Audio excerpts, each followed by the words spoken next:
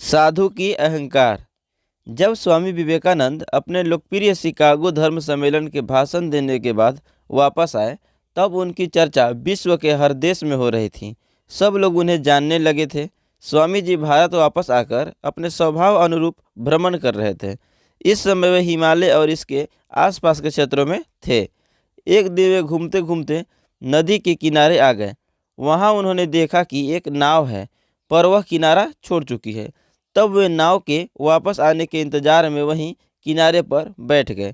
एक साधु वहां से गुजर रहा था। साधु ने स्वामी जी को वहां अकेला बैठा देखा तो वह स्वामी जी के पास गया और पूछा, तुम यहाँ क्यों बैठे हो?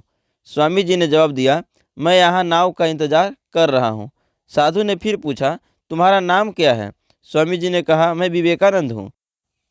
साधु ने स्वामी जी का मजाक उड़ाते हुए उनसे कहा, अच्छा, तो तुम वे विख्यात विवेकानंद हो जिसको लगता है कि विदेश में जाकर भाषण देने से तुम बहुत बड़े महात्मा साधु बन सकते हो। स्वामी जी ने साधु को कोई जवाब नहीं दिया।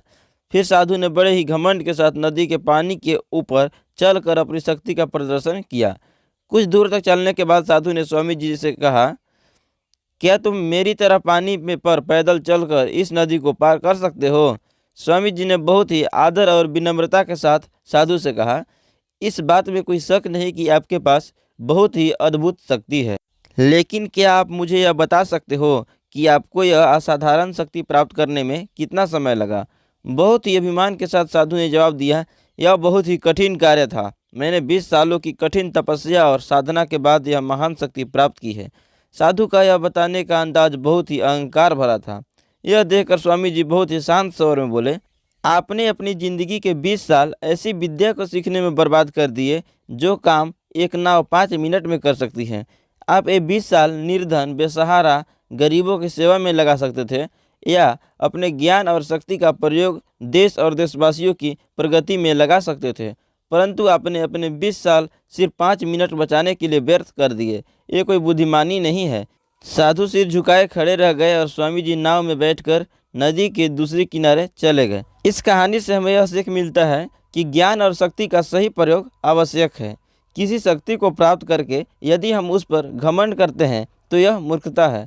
शक्ति का सही जगह पर सही इस्तेमाल करना ही वास्तविकता में बुद्धिमानी है। तो दोस्तों, उम्मीद करता हूँ कि आपको यह कहानी पसंद आया होगा, इससे आपको कुछ सीखने को मिला होगा। अगर कुछ सीखने को मिला हो तो वीडियो को लाइक कीजिएगा, अपने दोस्तों में शेयर कीजिएगा, और यदि आप हमारे चैनल पर नए हैं तो कृपया हमारे चैनल को सब्सक्राइब करके बेल आइकन को ज़रूर प्रेस कीजिएगा।